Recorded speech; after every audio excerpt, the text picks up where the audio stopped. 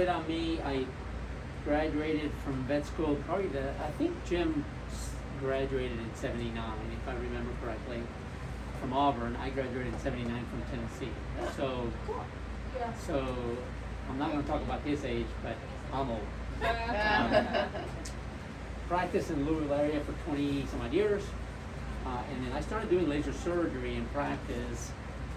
I think it was 97 or 98. Some years later, I quit practicing and went to work for the company. And I've been with the company, has had a hand change, or a name change in owners, but basically the same surgical laser that I use. The initial surgical laser that Jim had at Waco, I think it was. That was the one I used in practice. And then I've been working with the company since 2002. Okay. Now I'm going to give you a little bit of evolution of the technology to kind of tell you where we are today, because I think it's important. My understanding is you guys are not using the laser very much for anything. I use it for all the decalls, Okay. and sometimes for mash removals. Okay. And if you had to give a short, quick, why I don't use the laser in our practice, what would that be? Too slow. Too slow to say? I've never used it. I've never used one of them. Okay. So that answer right there, if I asked 100 veterinarians, 99 of them, if not 100, that's the slow. answer that I get. Too slow. Okay. Let me explain that. When we first got a laser in the 90s, we veterinarians assigned a procedure to this laser. Do you guys feel comfortable if I move this far enough away so I can talk? I'll try to stay away. Just holler at me if I get too close.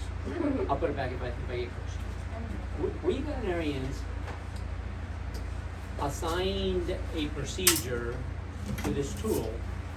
The procedure was a procedure that we hardly even talk about anymore because a lot of practices, as you know, are not even doing them, the decal, okay?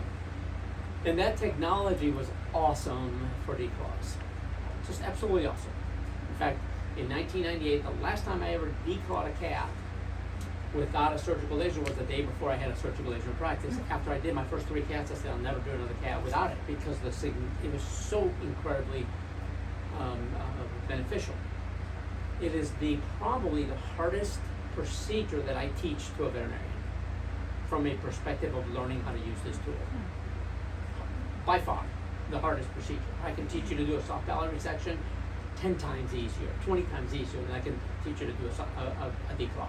But back then, everybody wanted it for declaws. Okay, now here's what happened. Veterinarians like myself thought, well, this is such an awesome technology. I'm gonna use it on everything. And so then we ran into an obstacle, and that obstacle was too slow.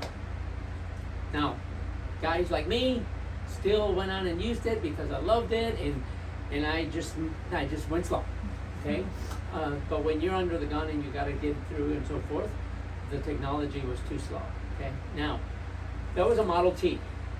The Model T was okay when you didn't have to go more than 10 miles an hour because the roads didn't allow you to go more than 10 miles an hour. But driving a Model T from Louisville to Lexington this morning or today would not have been ideal because 10 miles an hour is just doesn't cut it. I want to go 75 miles an hour. What we know today is that that old technology was grossly underpowered. Okay? And there's a relationship, probably the most important equation from a perspective of math that I can teach you here. There's a relationship between power and hand speed that dictates the depth of cut that I make.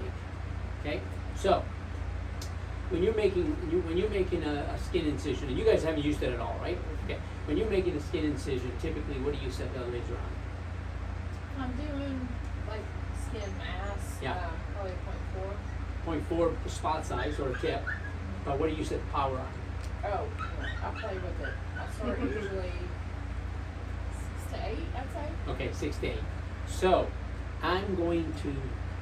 my intention today is completely to revamp your thought process. And what I like to do is I like to erase everything that's in your head about how you use the See, laser. we're fresh minds, you're And seasoned over here. and here's why. At 6 to 8, you're not driving 20 miles an hour from Louisville to Lexington. You're driving at 8 miles an hour from Louisville to Lexington. And that just doesn't cut it. It's awful. Okay?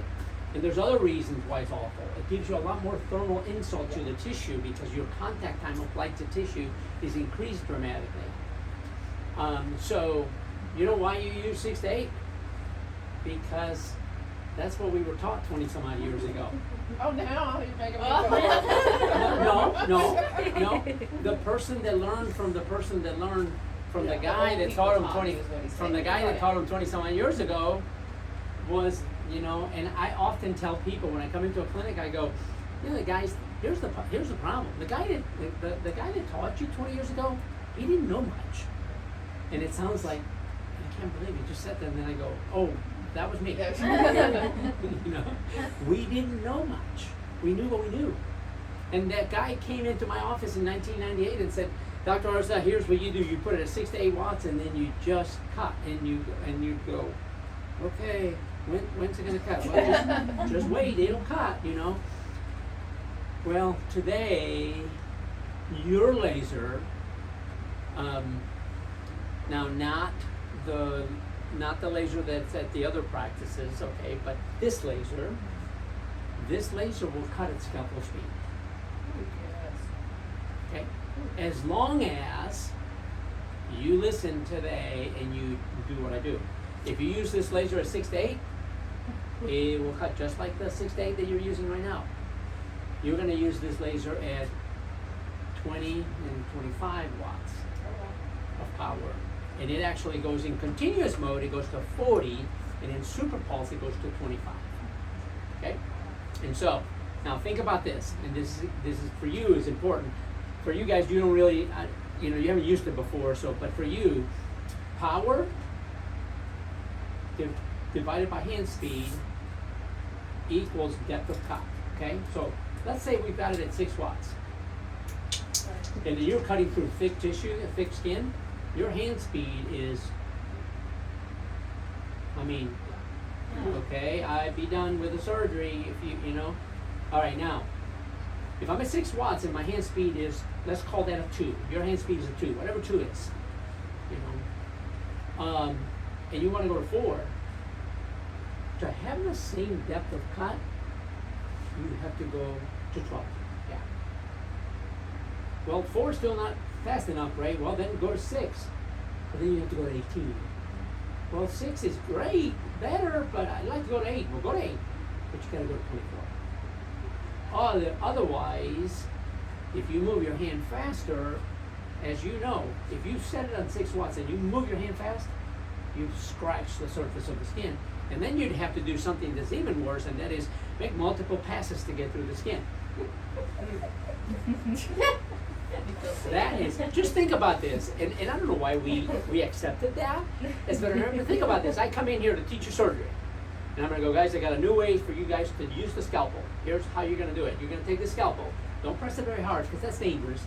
Press it lightly, and then go back and forth 4 or 5 times, and eventually you're gonna get through the skin. Or turn it over and use the dull side. And it's gonna be super safe. And you're gonna go, okay, we are out of here. I'm done listening. Hi there. How are you? How are you? Experience at all or not? With laser? Yeah. Yeah. You do have experience with laser. Okay. Kay's gonna blow your mind. Super. Let's do gonna- this. I am gonna blow your mind. Okay. Let me give you a recap because I think it's important. What do you use the laser for? I've used it for mass removal, spays, neuters. Okay. What's a typical? You're gonna use a mass growth on the shoulder of a Roddy. Tell me what you set it on. What do you set the machine on? Oh, usually. Power. Yeah, so usually if I was going to do something like that, I would have set it to 6.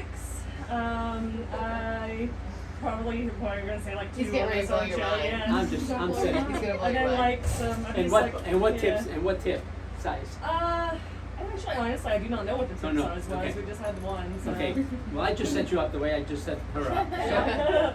okay. So I'm gonna fast forward. I want you tomorrow not to do anything that you're doing today. Super. Okay, I want you to totally change that. All right. And your results are gonna blow your mind. Okay? And here's why. At 6 watts, as we've just been talking, you cut like so slow. Yeah. Because you know what? 6 watts doesn't have enough power to cut through that skin very quickly. And we were taught so wrong in the past, and I had a lady earlier today said, yeah, I've gone to 8 or 8, but I haven't gone to 10 because I just feel like I'm gonna cause so much burn. And it's just the opposite.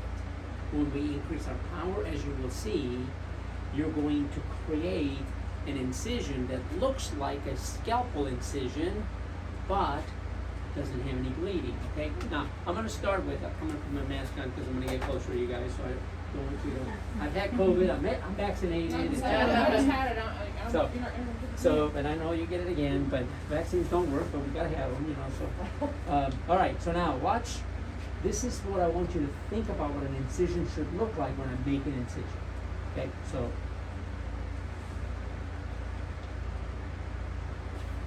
Look at the speed of this incision. Look at the amount of char, or in this case, the lack of char on the incision, or carbonized edges on the incision. I would only use the Escalite brand of carbon dioxide laser because of the hollow, flexible waveguide and the power that it gives, the safety, Okay, now. and comfort that I feel using that device. Well, It is impossible to do that at 6 watts. In fact, it's probably impossible to do that at 10 watts or 12 watts. Okay, I'm going to explain all of that.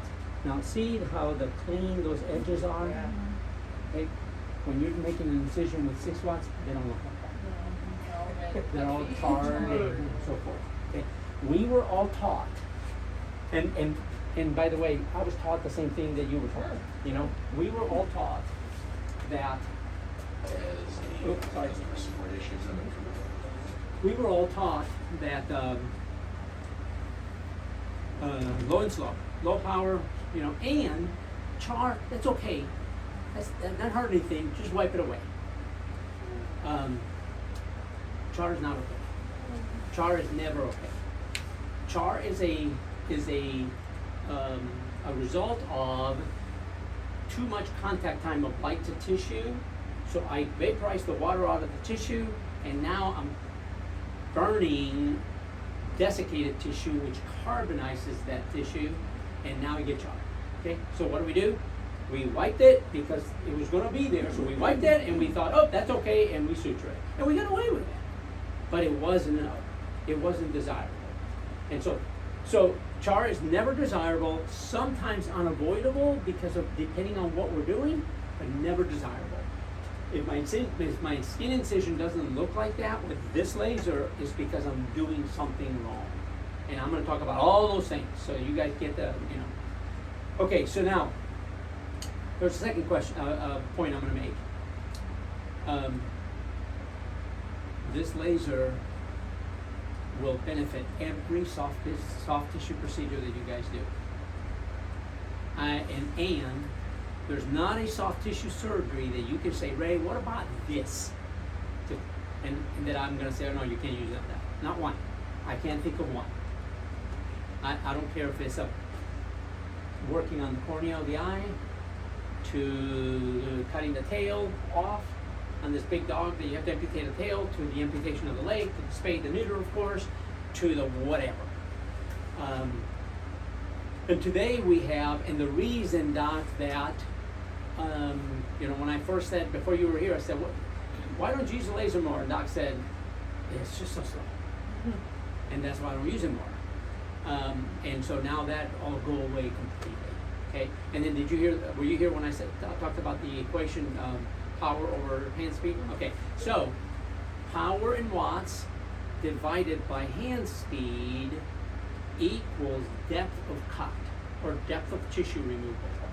There's a certain depth that I want to go to, and that depth is, if I'm making a skin incision, I want to get through the skin, full thickness, with one pass. Never ever make multiple passes to get through the skin incision. Okay, that's just not acceptable.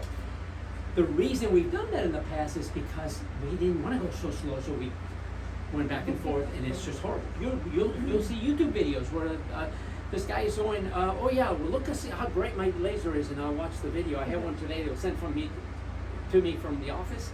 The guy had awesome stuff to say, and then I started watching it, and I'm like, oh, I can't show that. I can't put that on our YouTube because the technique is just horrible because he doesn't know any better. He hasn't been taught.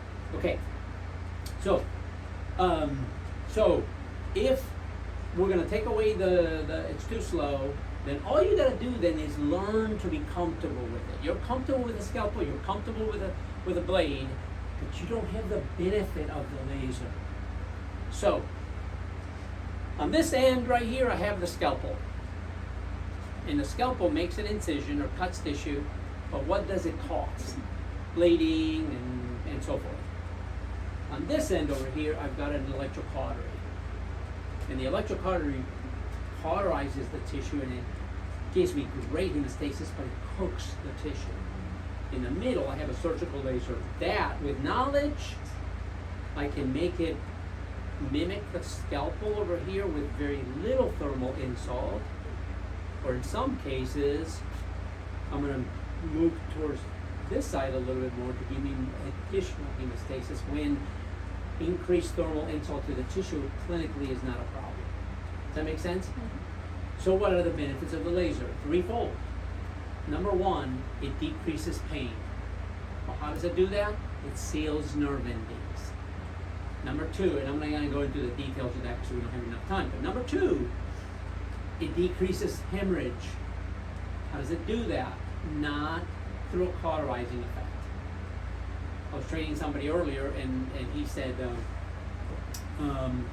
so yeah, I'm gonna use laser so that I can cauterize the blood vessels. Well,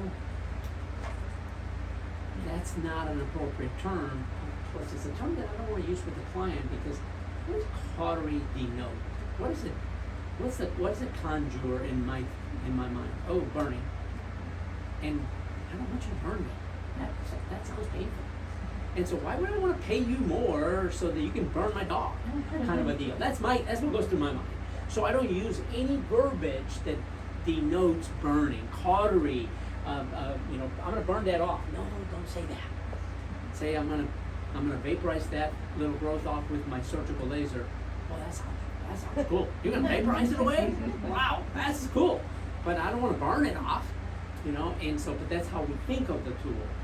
Okay, so it seals blood vessels by the energy at the proper amount on the tissue, causing contraction of collagen of the endothelial wall of the blood vessel. And so there's collagen in the endothelial wall of this blood vessel, and if the blood vessel is small enough, what happens is I contract that collagen when I hit it with the energy, and it does this, and it seals it. It doesn't cauterize it, doesn't burn it up, just like the cautery over here does. But it gives me the benefit of hemostasis. When I'm doing surgery, if I'm doing it with more hemostasis, that's advantageous. Not only during the surgery, but post-operatively, less trauma, less bruising, and so on and so forth. And then the last thing is it seals lymphatics, so we have less swelling. Unless we use it wrong, meaning if I use it over here like a cautery unit, now I'm burning tissue, now I get swelling from the burning of it. And if I use it incorrectly, I absolutely can mimic an electrocautery unit. Make sense? Okay. So, I'm going to go over a few things on here so you guys feel comfortable. The technicians have a little video, two little video links that we sent you guys. They kind of go over the equipment, but basically, I'll try to make this quick. We have 3 wires back here, electric, a plug-in. We have a foot pedal right here that controls the laser, and then we have another cord, this one right here, that is going to connect to your smoke evacuation system. That is going to control this thing turning on and off. We no longer have to do a 2-step deal, to turn the smoke on. When I press the pedal, that will come on, and then I'll tell through the software, I'll tell this whether I want it to shut off immediately or shut off a second, 2 seconds, or 3 seconds after I come off the pedal. Okay. Right here in the front of the laser, we have power settings. power is not something that I tell my technician to set, because she or he does not know how to, you know. I don't ask my technician, how hard do you think I should press the scalpel on this tissue? Because they don't know, right? That's something we have to know. You have to, I mean, you don't have to physically set it, but you have to set the power on the machine based on all of the things that I'm going to discuss, and most importantly, based on how fast you want to cut. If you want to cut fast, you can't go at 6. You may have to go at 24, or at 20, or at 18. And so, to change the power, of course, you just hit the up and down arrows. And one thing that on the laser in Waco, wherever that one is it still in Waco? It's still here, actually. It's still here. The white one, it's not blue. It's white. It's like the, yeah. Yeah, like a off-white yellowish. By now it might be yellow. That you just have to hit it one at a time. Here you can also hit press and hold, and it jumps up by 5s very quickly. So it takes me from 2 to 25 or 30 or whatever I want to go. Your laser will go from 2 your laser will go from 2 to 40 in continuous mode. It will go from 2 to 25 in super pulse. You'll understand what that means. Do you understand the difference in those, and when to use super pulse and when Yeah, not? I haven't used Pulse hardly ever. Okay. I think I used it one time for Entropion just to kind of mark my. Yeah, but this is super pulse, not pulse. Different. Yeah, I don't know. You haven't had okay. I'm going to go over super pulse with you guys, and be important for that. Okay. You also have different modes here.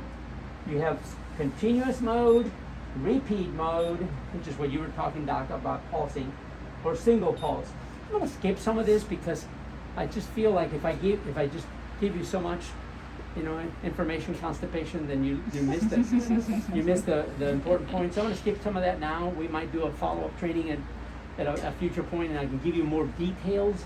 But I want to give you the stuff that's really important for you to be able to utilize this tomorrow. And then a button that is extremely important to understand is the super pulse button. That turns super pulse on, and that turns super pulse off. Okay? There's some options here. I'm going to change for you real quick, and I'm going to save those. And that's just settings on telling that unit when to turn off and that sort of thing. Again, this is more stuff that I would discuss with the technicians, because once that's set, it's set, and you don't have to go in there. And then there's a custom settings button here that I can actually customize settings for a given thing.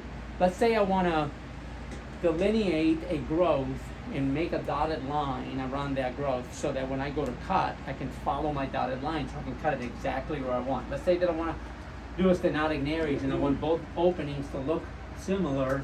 So I'm going to mark them with dotted lines and look and say, oh yeah, I like it or I don't like it, and then remark it and then follow that dotted line. A soft palate resection, a tail amputation. I don't start just cutting. I'll look and see and I'll palpate. I say, okay, here's where I'm going to cut, and then I'm going to make my top drawing on the tail and the bottom drawing on the tail, and then I'm going to follow those dotted lines. That's where that pulse or repeat mode comes in handy. We can cover that at another time. Okay, and then I have light that comes out of the laser, and that light is created by in this case, two CO2 chambers that are in here. CO2, carbon dioxide, when excited, it gives off energy in a form of a packet of light called a photon. That light then is harvested through here, and it travels through a hollow waveguide. Your therapy laser has a fiber. We call this a fiber, but it's really not. It's a hollow waveguide. It's a hollow reflective waveguide. The light travels through this hollow reflective waveguide, and then eventually it ends up at the end of the handpiece. This handpiece here is a non-functional protective handpiece. So when I put the laser to bed for the night, it covers the inside of that. Okay, and then the light comes out of there, and then it affects the tissue. Okay. Now, let's talk about super pulse and non-super pulse.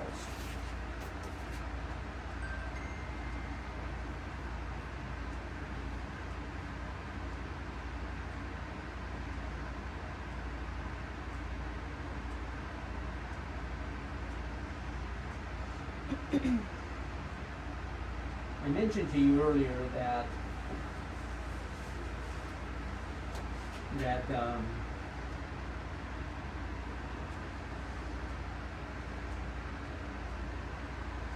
scalpel on this side and electrical artery on this side, and then lasers kind of in the middle, and I can make it go this direction or that direction. The benefit that we get from a CO2 laser comes from a thermal effect from the 10,600 nanometer being absorbed by intra and extracellular water, and then denaturing protein, collagen contracting, and we get these benefits. So there has to be a certain amount of controlled thermal effect on tissue. Where we get into trouble is when that thermal effect on the tissue is more on this side of the equation, and it mimics more cautery and it burns the tissue. There are two modes that you guys are going to use. You're going to use the continuous mode, and then you're going to use the continuous mode in superpulse. Okay? And I'm going to explain to you what the difference of them are. And in fact, I'm going to show you first another short little video clip that will show you the difference in a very visual way. Okay, this is done with an old handpiece, so not your old handpieces still have tips. We're going to use tipless handpieces. But watch the incision that's being made here, the speed, depth of cut, and all of that. And so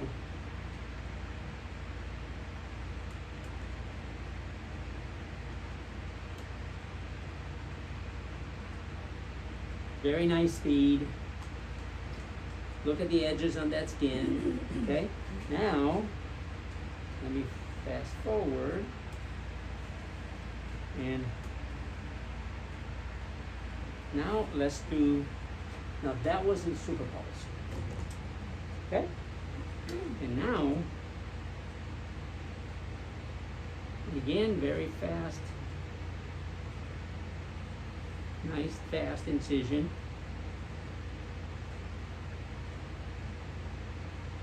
Look at the difference in the skin edges here and the skin edges there.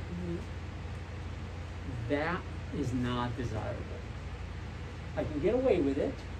I can wipe that with saline salt gauze, but that's not what I'm looking to do.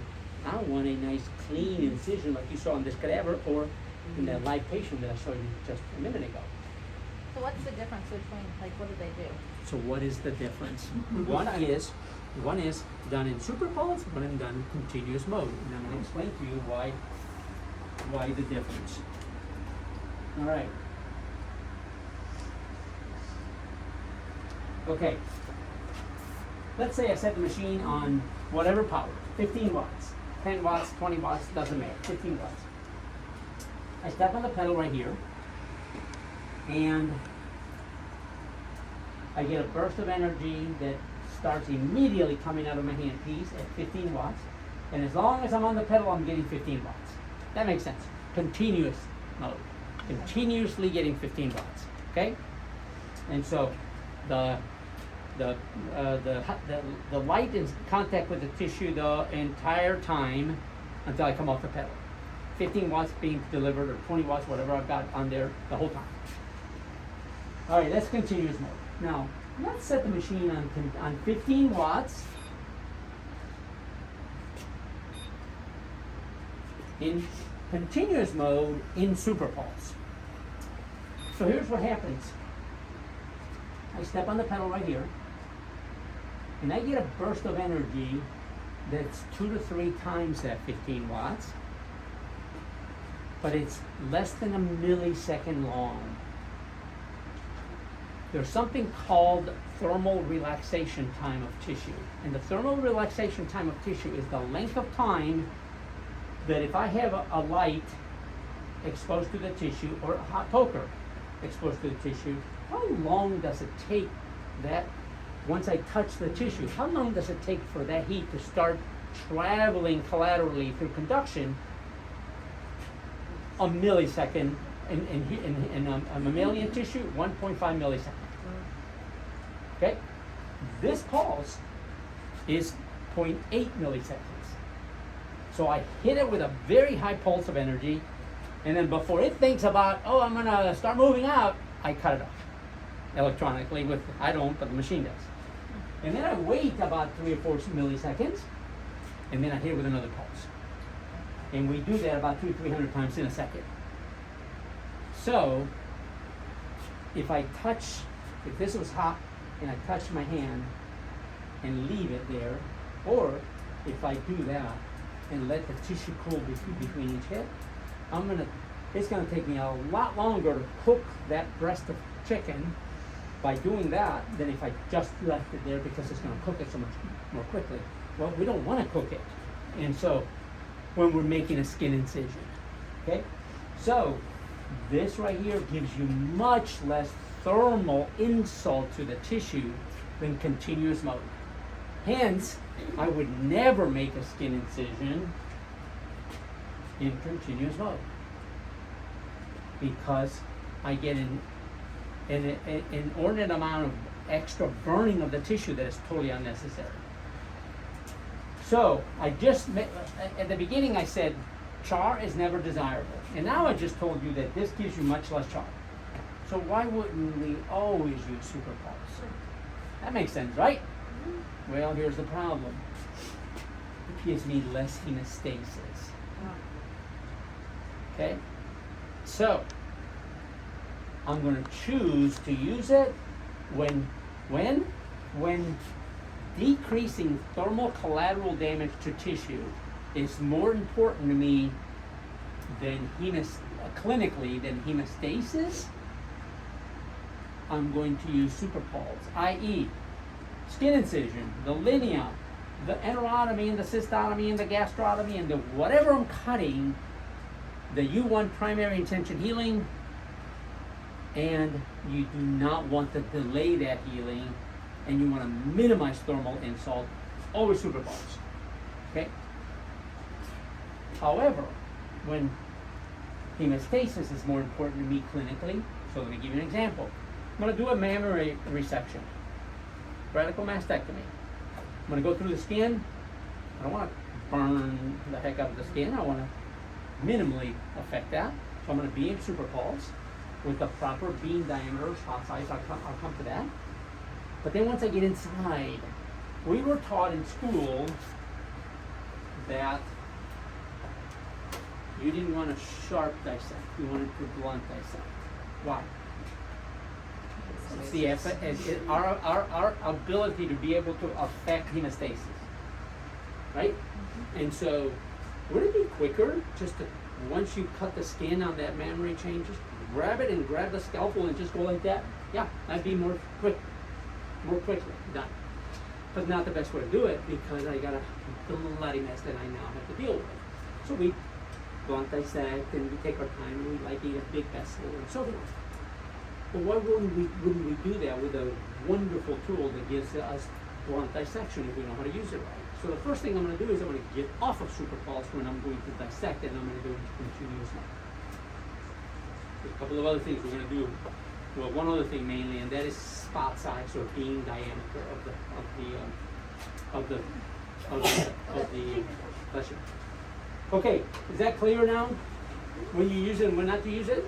So, for your technician's sake, I would tell them, hey, for the most part, on most everything, 95% of the time when I'm going to start surgery, guess what I got to go through before I get anywhere else? I got to go through the skin.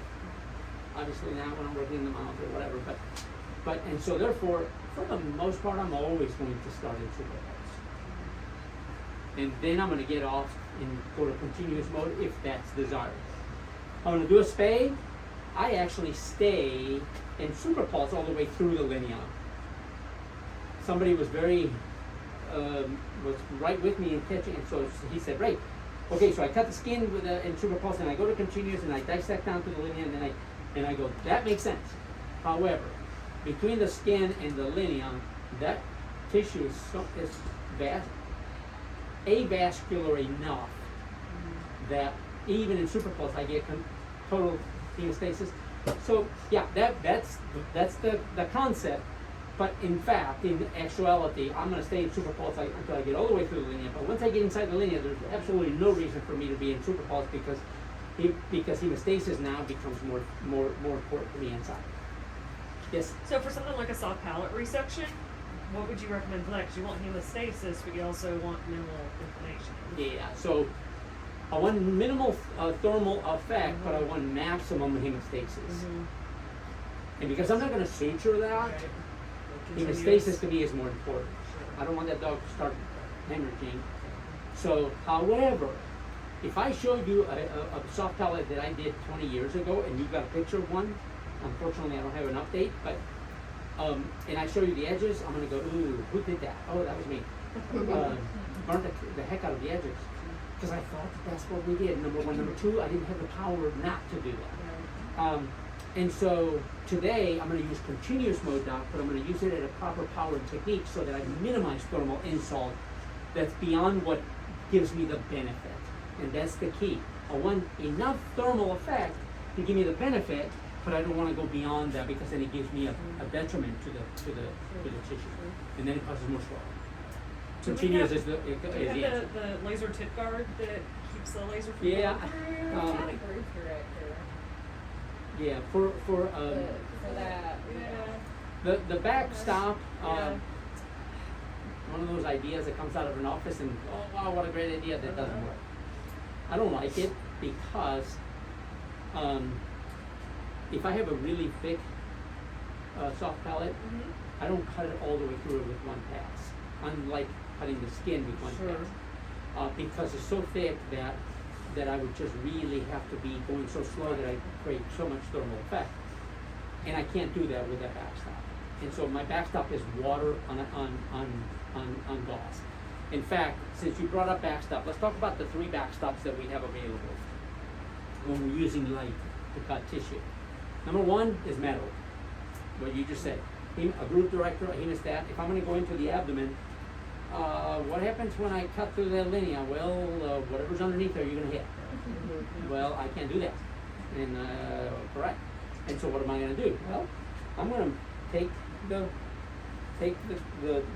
body wall. I'm going to lift up on it. I'm going to make a little bitty hole when parallel to the body wall. Stuff is underneath there. I'm not aiming at it. And then I'm going to take a group director or hemostat, closed hemostat, run it up underneath it, lift up on it to create some tension, and then I'm going to cut over that metal. The metal does not get hot. It reflects the energy.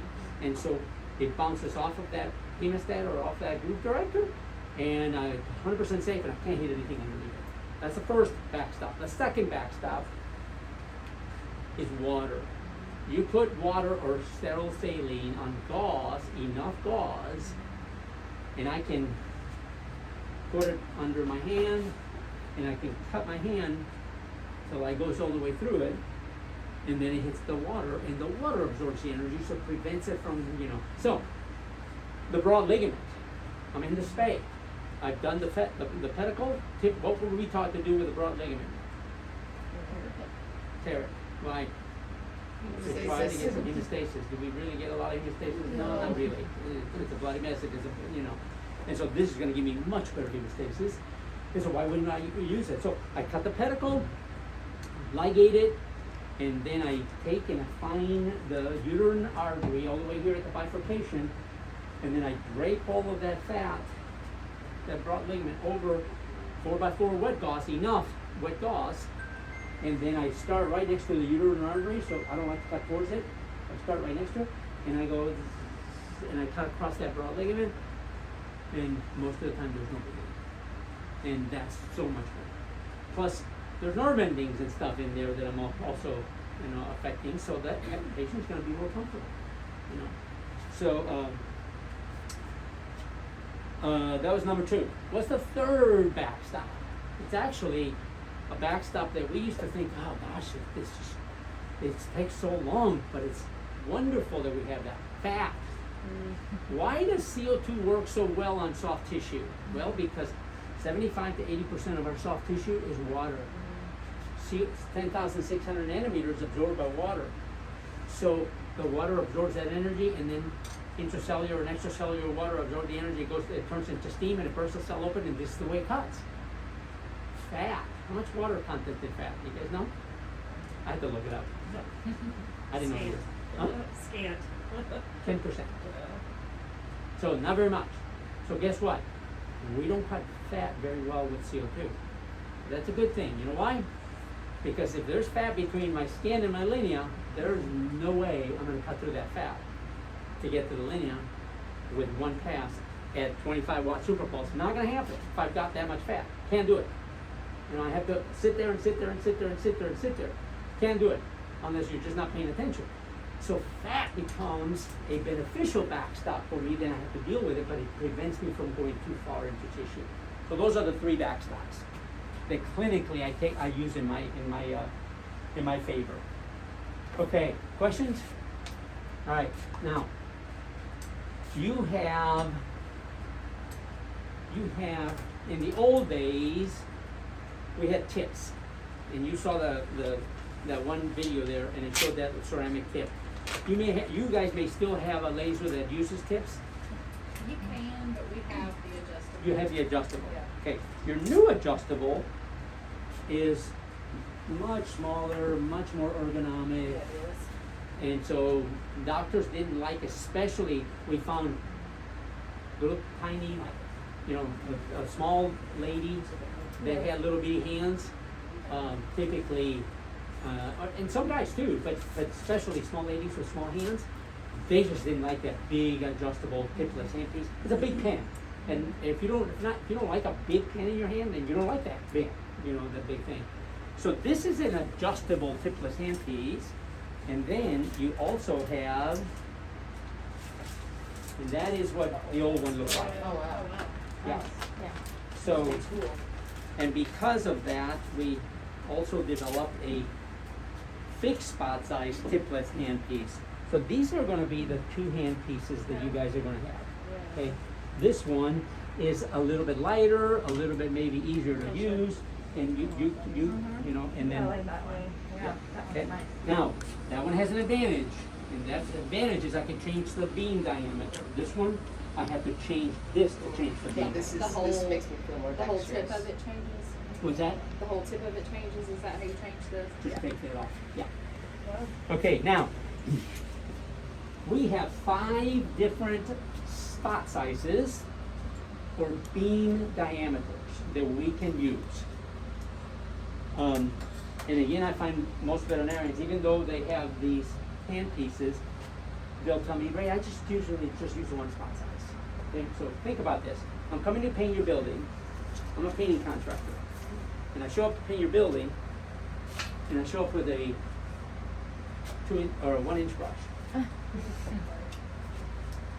And you go, okay, oh yeah, no, I'm gonna do the whole thing with this. Does it? Oh yeah, I'll paint it all with it. I can. If you don't change your spot size, you showed up to paint my building with a 1 inch brush or a 1/2 inch brush or a 4 inch brush, but it's just one size. But that's not what we do. We come in with a 1/2 inch brush, a 1 inch brush, a 2 inch brush, a 4 inch brush, a 12 inch roller. Well, you have that same capability here. And there are 3 things that when we do surgery, we don't just make incisions. This light allows you to do 3 things. I'm going to divide surgery into 3 categories for my dumb way of thinking about it. The first one is incision or excisional type work. How do we make incisions? Sharpest tool in the toolbox. What is the sharpest tool in the toolbox? A scalpel. What is the sharpest tool in this toolbox? The smallest spot size. So that's 0.25 millimeter spot size. Okay, so I'm going to bring up another.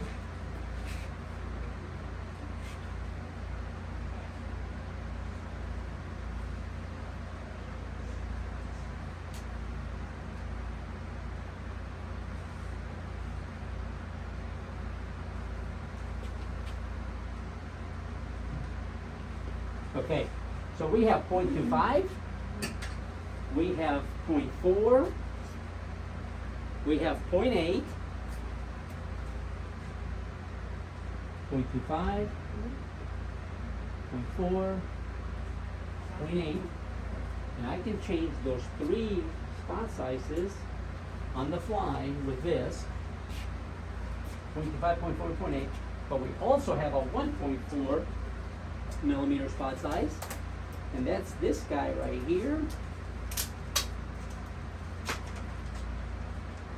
And what we would do is we would just take this and put it on here. And now I have a 1.4 millimeter spot size. It says right there 1.4. Okay? And as you can see, you have 3 of these with 0.25s.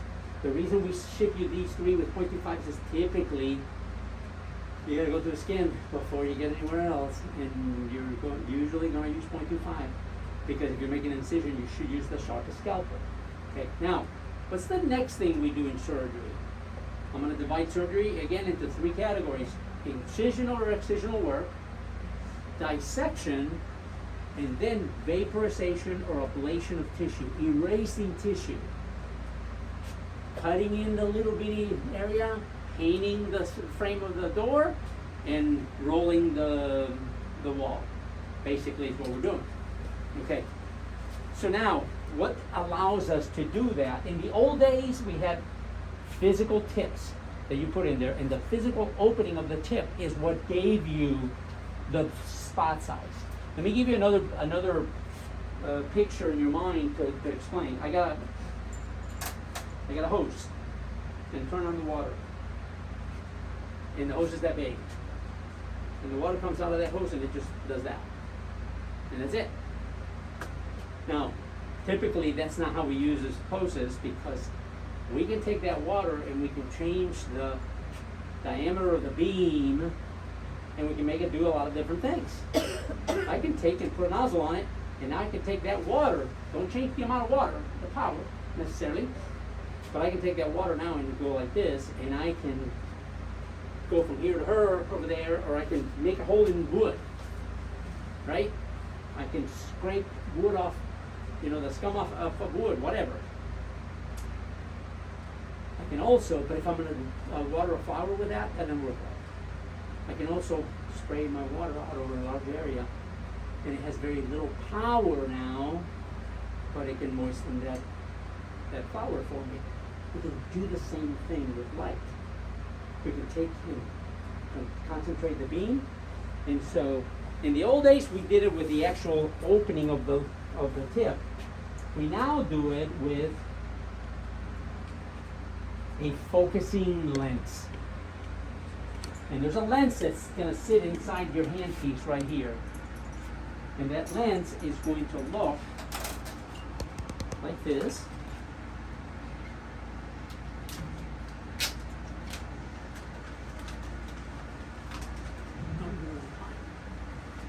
You got till 4, right? Yes, sir.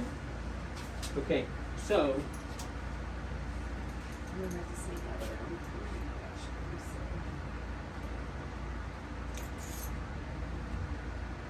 Okay, so for this to work, I have to have a focusing lens on there. All your handpieces will require this on here.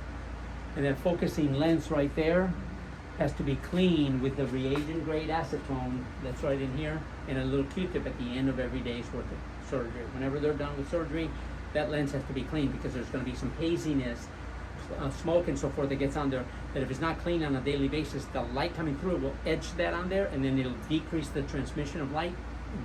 It decreases the life of your lens. Okay, so we're going to put this lens on here.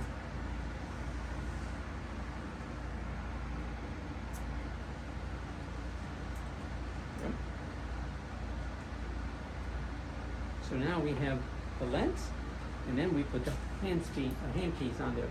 And look where that lens is going to sit. See where that lens is going to sit inside that handpiece? See my drawing? Where the lens is? The little yellow thing? That's where that lens is going to sit, right there. So I'm going to put this on here and screw it on.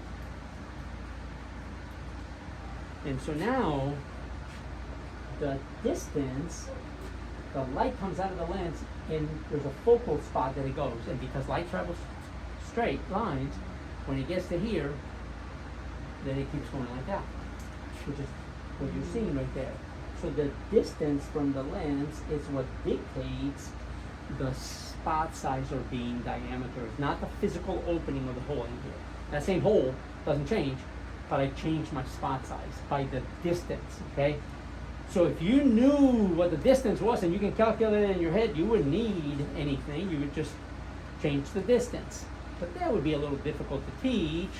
So what do? We take and we make tips for you that are different lengths. And we put these nozzles, is what we call them. We put these nozzles on our hand pieces, and the nozzles change the distance from the lens, and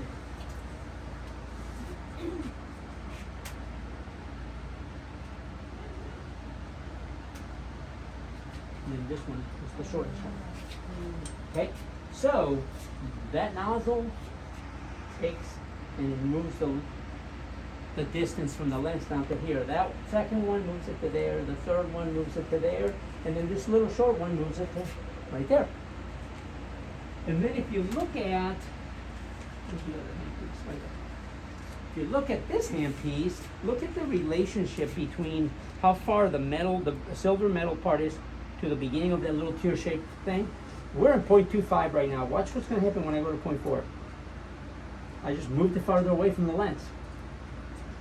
I just moved it farther away from the lens. And so I just moved that light. Now, all the spot sizes are determined by you being 2 millimeters away from the tissue. And here's the importance of that, doctors. If you don't pay attention to how far you are from the tissue, guess what? You've changed the spot size. If I'm using a 0.25, I'm all the way over here, and I'm over here, now I'm down here. And what did I just do? I spread the energy over a large area, I lost power density, and you're going to make incision, and I'm going to go, why does your incision look so great? And look at mine, we're the same power. Well, because there's a lot of possibilities, but one is that you're cutting too far away from the tissue. And it's going to be your tendency to cut farther away from the tissue because you're going to want to be out there, not, or you're going to want to touch it because that's what you do with the scalpel. Those are the two things I see. And so you've got to stay at 2 millimeters away. With a fudge factor of 1. If you're at 1 to 3 millimeters, that's acceptable. Ideal is 2 millimeters on every tip, on every handpiece. Okay? So sorry. With one exception. I said every again. With one exception. You also have a 3 millimeter, what we call a paintbrush or wide ablation tip. And that 3 millimeter wide ablation tip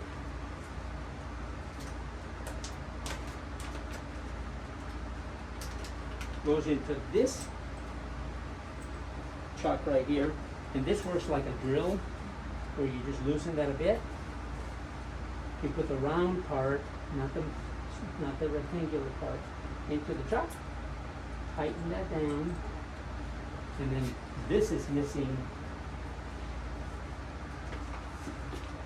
I'll get another hand piece.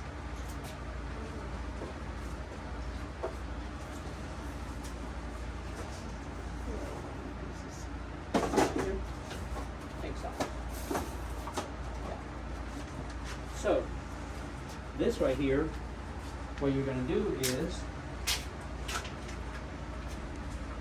you're going to take one of these,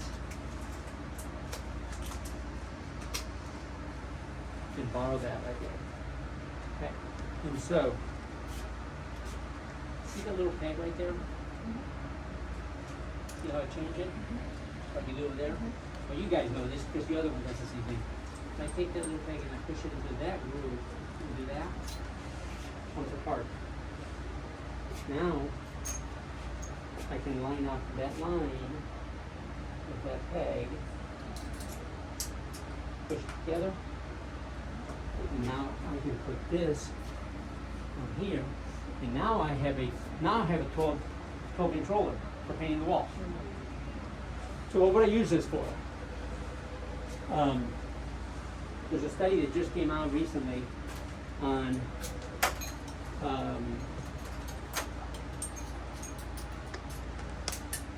chronic proliferative otitis, taking CO2 and painting all of that granulation tissue away. And you know, you're the 5th doctor and the 10th drug that's been used on this dog over a 5-year period, and the ears are still nasty, and you know, why is it so difficult to treat these ears? Well, because first of all, it's a great environment, you know, dark and moist, and for stuff to grow. Secondly, hard to get drugs, systemic drugs, into that environment. Why don't we just get rid of it? So how do we do that? Well, you now have a tool that will do that. I can take my large paintbrush tip and paint all that tissue away layer by layer. Just go through, wipe, go through, wipe, go through, wipe. This is where you're going to get some charge, because you're ablating such a large amount of tissue at a time that you can't avoid it. Okay, but and then get all of the abnormal inflammatory granulation tissue gone, away from there, and you go, Ray, how do I know when to stop? Because if it's still inflamed and it's still bleeding and it still looks abnormal, you haven't gone too far. You haven't gone far enough. So just keep going until you go down to a normal layer of dermis. I don't have a picture of the otitis, but I have a picture, an old picture of mine, 20 some odd years old, back before we knew much, but you know, we kind of figured out how do we do these things. And let me show you the same concept on a lichen granuloma.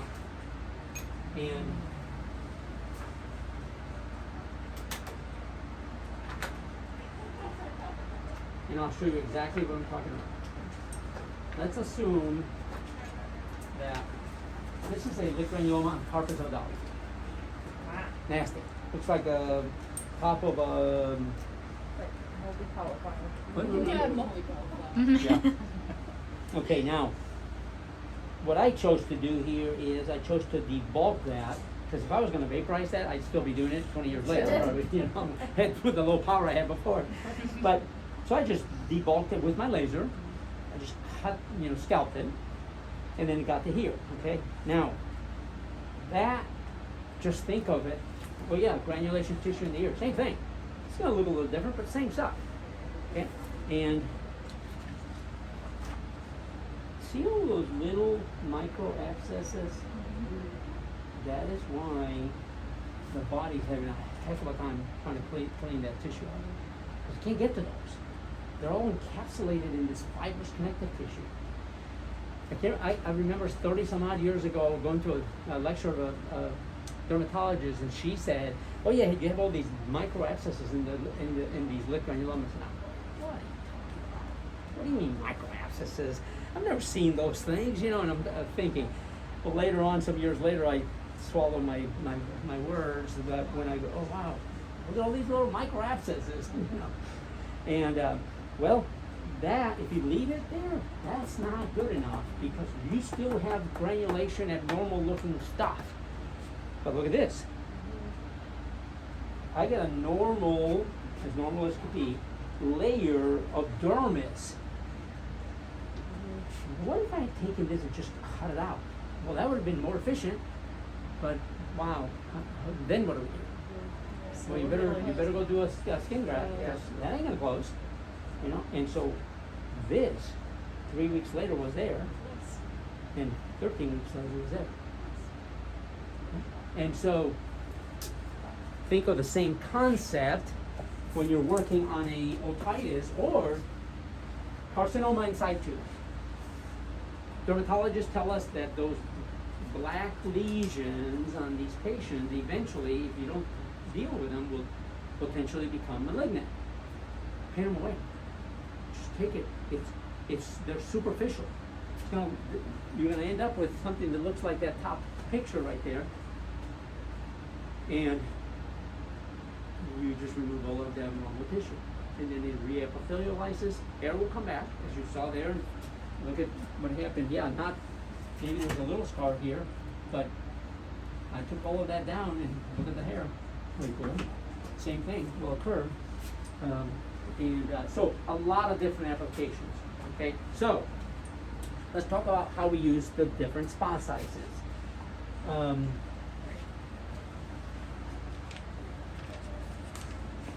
When we're excising, 0.25. When we're dissecting, 0.4. Or if the tissue is very vascular, then I'm gonna go to a 0.8. There's two ways I can go to a 0.8. If this is my 0.4, one way is to change to a 0.8. Or easy, if I've got this handpiece on, I just go to a 0.8. The other way, when you are experienced, what can I do with a 0.4 to make it a 0.8? Just back up a little bit, roughly 2-3 millimeters, and you're probably at a 0.8, close. And the experience will tell you that's appropriate, because now I'm getting more hemostasis. The more tissue you affect, the more hemostatic capabilities you get from the light, and so it doesn't cut as efficiently, but it gives me more hemostasis. Make sense? Okay, now, what about the third part of what I talked about surgery? That is erasing tissue, or ablating or vaporizing. Those terms, ablation and vaporization, are identical, or mean the same thing for these purposes. Well, I use a 0.8, I use a 1.4, or I use the 3 millimeter paintbrush, based on the size of the area that I want to vaporize or ablate. If I've got a 1-2 millimeter little growth, it's just as quick for me to vaporize the whole little 2 millimeter little growth than to try to excise that little bitty growth. If I have a 1 centimeter growth, no, it's not nearly as efficient to vaporize all that tissue when I can just go around the periphery and pull up and cut it, and then I'm done. So I'm going to excise that bigger growth, but the little ones I'm going to vaporize. Okay? You guys see every single day the little warty dogs that come in. What do we do with those? Nothing. Here's what we do. Oh, Mrs. Jones, they're not causing any problems. That big one right there, when we do the dental, we'll take that one off. And guess what? Mrs. Jones doesn't want to be petting the dog with all those little growths on there. She would be glad to pay for taking them off. You've got a tool that will make that so efficient. Up to about up to about a half a centimeter, 5 millimeters, 4 or 5 millimeters. I don't suture. And if I don't suture, I don't clip hair. And the reason is twofold. Number one is, I don't need to clip hair. Why? It takes extra time. The second one is, I don't want the owner to see their dog all patched up and all these holes that pot shots that I put on the dog. It's gonna heal the same way. And so I have the technician prep the area, part the hair, make sure I get it all, and go to the next one. And literally, we'll take think about clip, prep, excise, suture, whatever it took you. 5 minutes, I can do it in 20 seconds. And so you can pay for your laser with doing all those little growths that we're not doing anything with right now, and your clients will love you for it. And for that, you're going to use, depending on whether you're going to excise. If I'm going to excise, 0.25. If I'm going to ablate, depending on how big it is, you're going to select the proper spot size. Question left. Oh, so you were going. Okay, he said something that I'm not. No. Good? Yeah. Okay. All right. So that covers the spot sizes. So yeah, I just I need to make it home, and so I can get ready to come back in tonight. No problem. So She's sorry. recording. Okay. Yeah, Beautiful, we're recording. Beautiful. And Sorry, then the other guys. thing too is Showing that up I've late, offered. leaving early. Thank you, I'll Dr. be glad. Fox.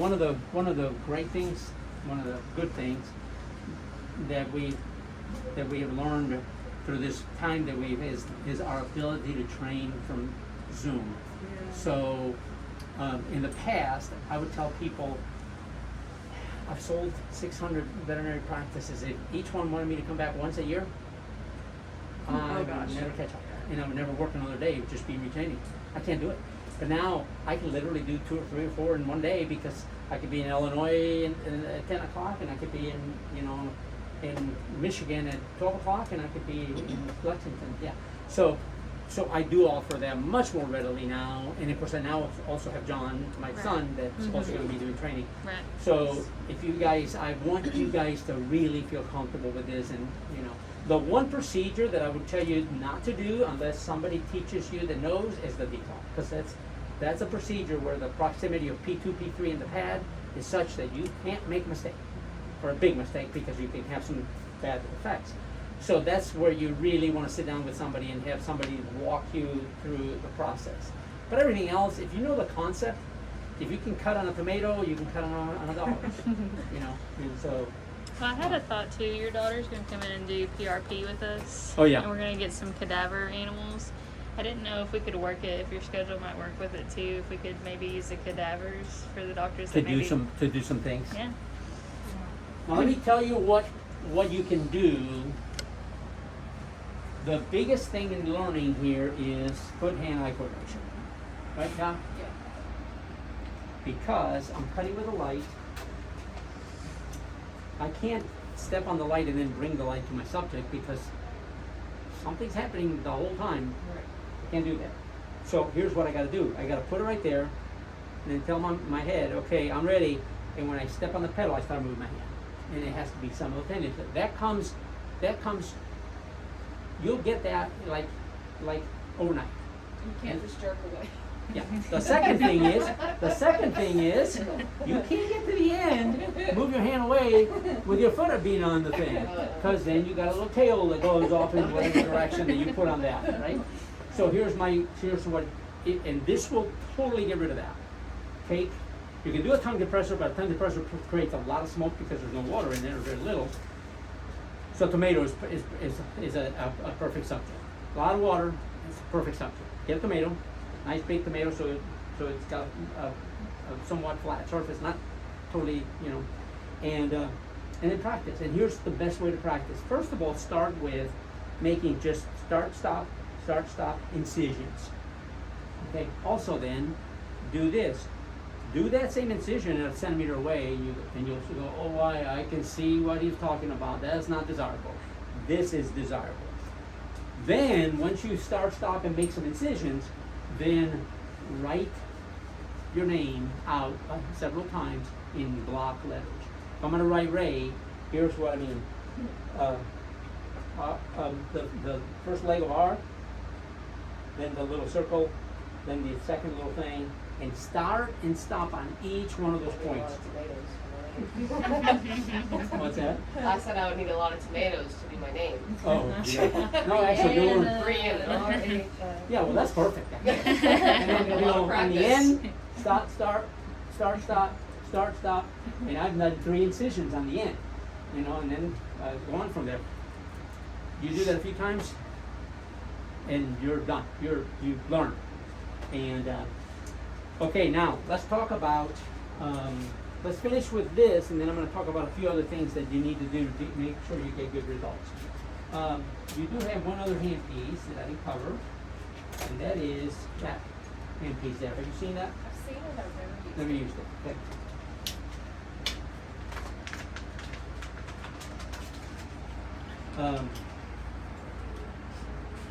This handpiece comes off at a 110-degree angle. That little screw right there, it's got a shiny surface on the inside. When the light comes out of the lens and it hits that shiny surface, it bounces and it goes in at that 110-degree angle. We're used to that angle because that's our high-speed dental handpiece. And what it allows me to do, it allows me to go into a cavity and reach anywhere back in that pharyngeal area or wherever I am by just rotating my hand. And I can fire this way, I can go down to the tongue, I can go up to the soft palate, I can do whatever by rotating that. I use that in the mouth all the time. It just gives me tremendous dexterity and allows me to reach areas in the mouth. So that's a 0.4 millimeter spot size that comes out of that. Okay. Now, what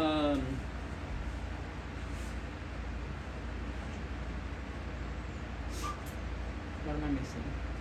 Cutting most everything I can think of, with the exception of 5 5 things that you need to pay attention to when you're making to get an optimal skin incision. Number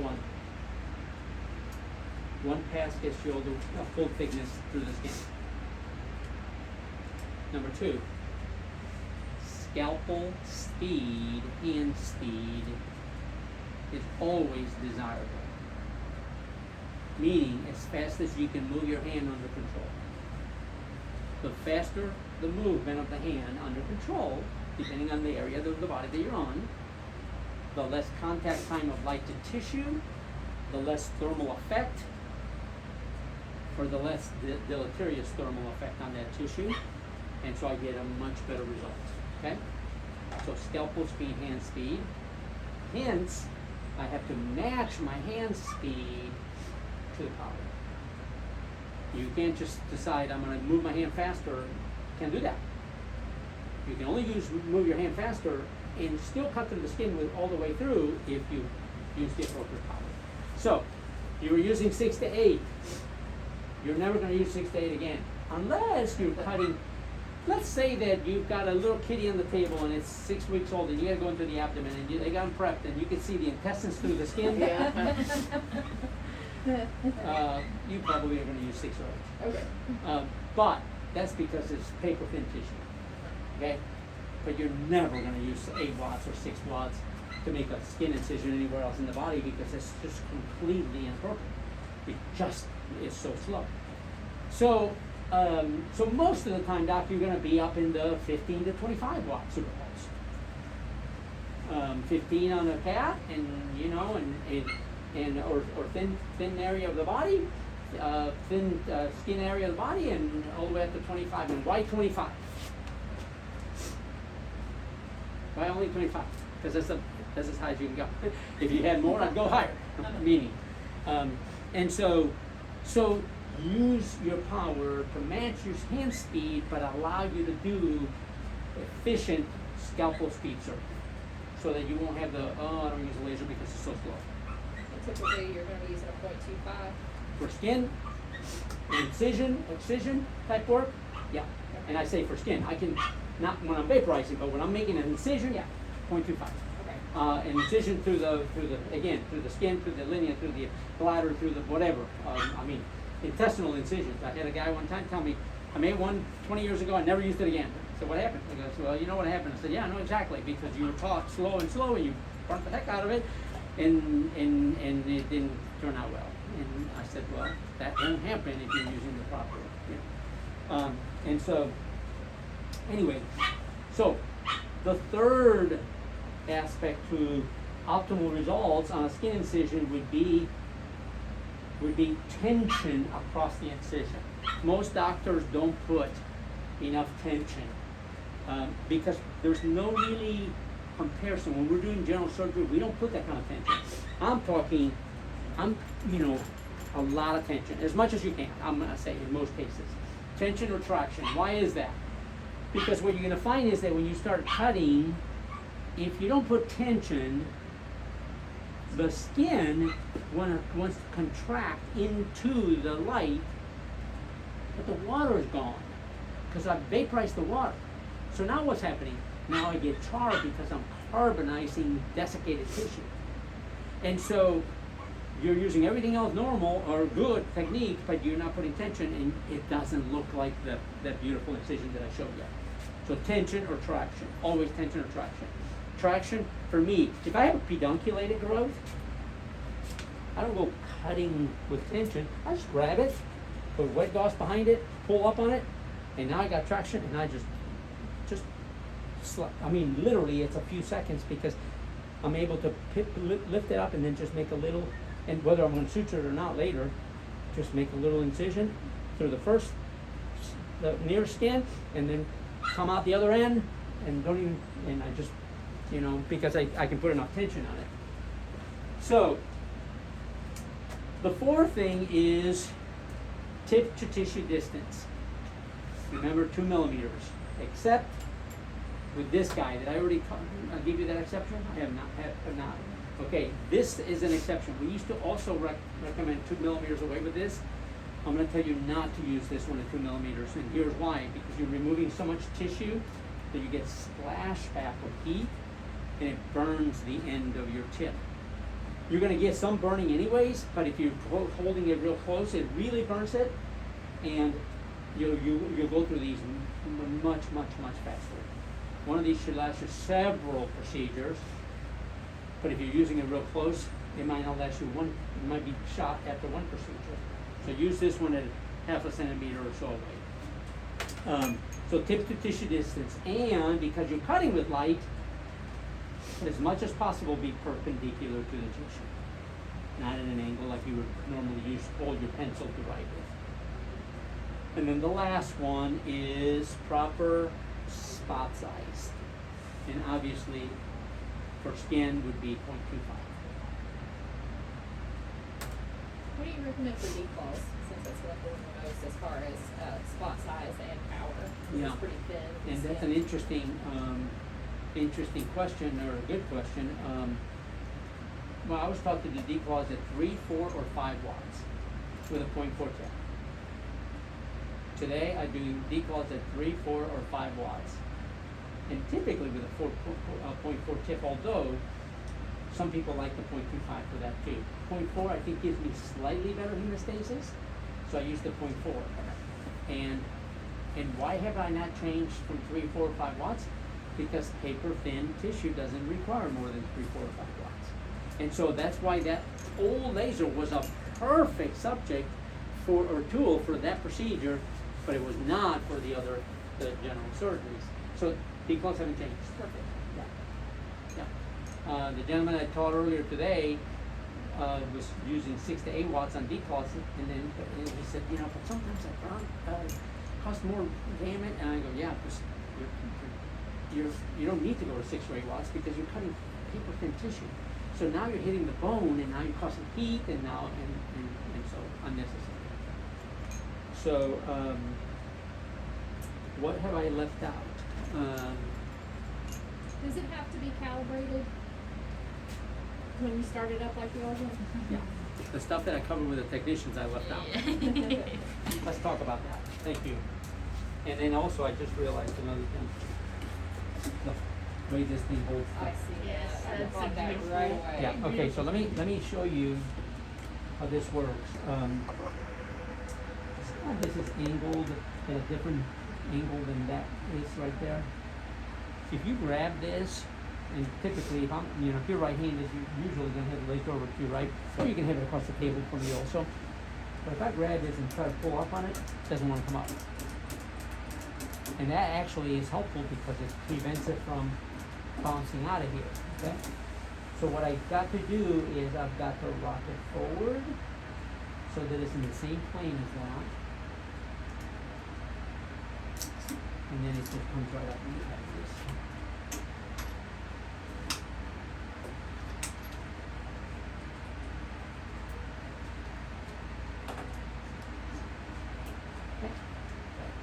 Okay, so the next thing I see sometimes is, especially doctors at the beginning, you'll do that. It'll hold it, but you broke sterility because that's not sterile. This is what's designed to hold it, not handpiece. That little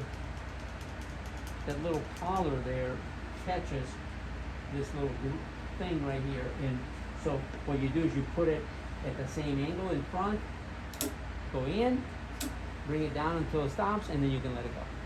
Okay? And then when you're gonna pull it out, you're gonna rock it forward, and then slightly lift it up, and it comes right out.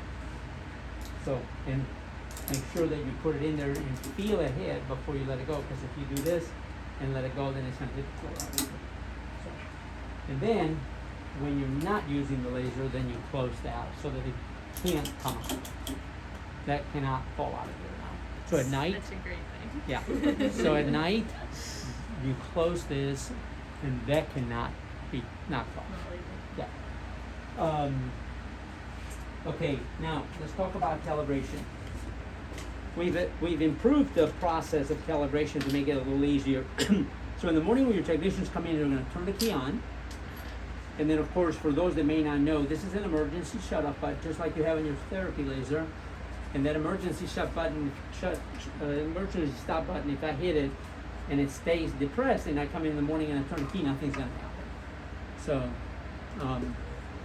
I would turn the key back off, pull up on the stop button, then turn the key back on, and then you're gonna get the screen that comes up. When you turn the key on, in about a minute, there's going to be a screen that pops up that says, hey, you want to calibrate it, basically. It says, reminder, perform a fiber calibration to ensure accurate power output. So what you're going to do is, technician is going to come over here, they're going to remove, typically this is going to be on it, because this went to get autoplayed. And so they're going to remove this from it. And now, here's a point to help the technicians and the doctors too. There's two ways to unscrew this. One is to unscrew the handpiece down here and hold that. The other one is to hold the handpiece and unscrew this right here. My recommendation is to do this. The reason for that is that if you unscrew the handpiece, the friction will have a tendency to loosen your lens. The other thing that I would tell your technicians is, anytime they see the lens, get fingers on it, meaning finger tighten it. So anytime you see the lens, meaning a handpiece has come off and another one's going on, get your fingers on it. Get your hand on it, make sure it's tight. Because through friction and so forth, it'll have a tendency to loosen, and eventually if you don't check it, it might fall off, okay? So now we're gonna take this and we're going to stick it into the calibration port with no handpiece on it or anything. And we're going to tell the laser, yep, I want to calibrate you. So you hit yes. And why does it give you an option to not calibrate? The reason is that it, just realized I haven't filled out the customer acceptance form, which we have to do. Why does it give you an option to not calibrate? Because we only recommend calibration once a day, and in the morning before you start surgery. So if I turned the laser on this morning and I calibrated the laser, and then I turn it off, and then this afternoon you got a little dog with a little wart or whatever, turn it back on and hit no and go to work. Only needs to be calibrated once, okay? So when you stick that in there, then you're going to take and hit ready right here. And as soon as you hit ready, the button will turn green, a light green, and then you're going to press on it and stay on it until it says calibration in progress, and until it says calibration passed and calibration complete. Now I come off the pedal and laser's ready to go work. Okay. It calibrated at 77.9%. So let me explain the purpose of calibration to you.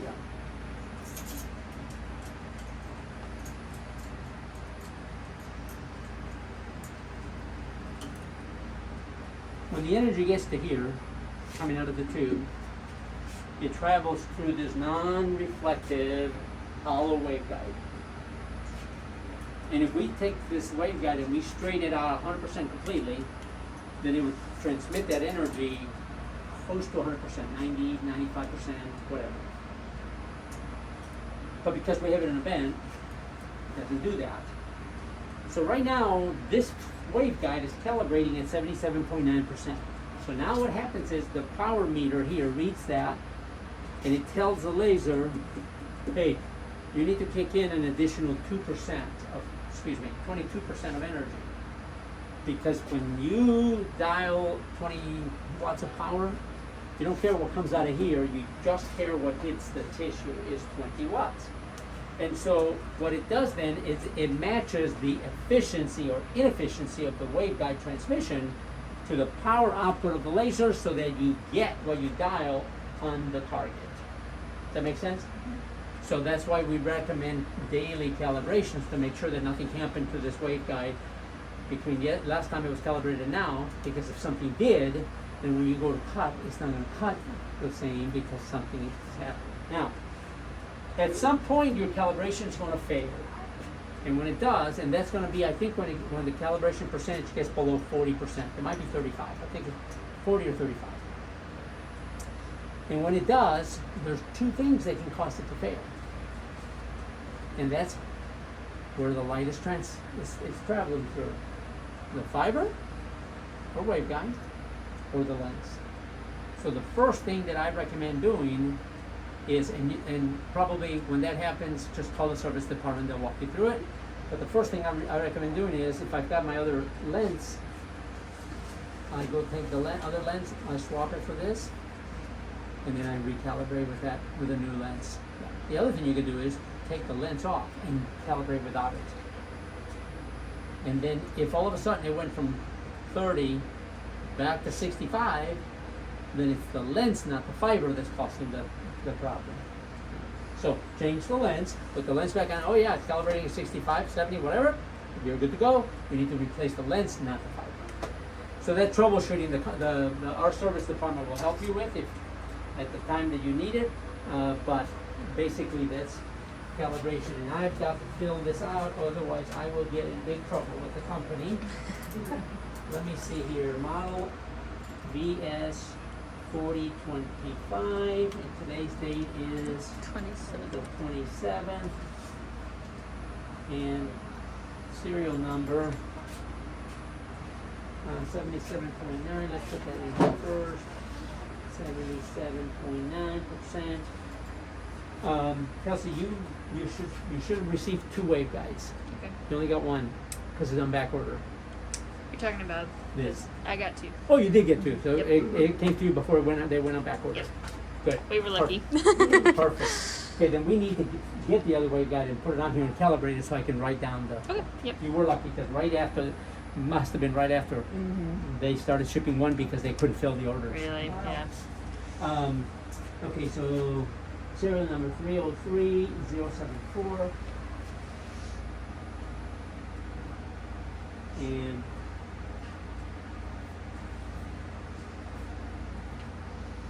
then we'll calibrate the other one. And then I'm gonna see a couple of others. And you didn't have to set a wattage for the calibration either, did you? Nothing, you don't have to do anything, it does it automatically.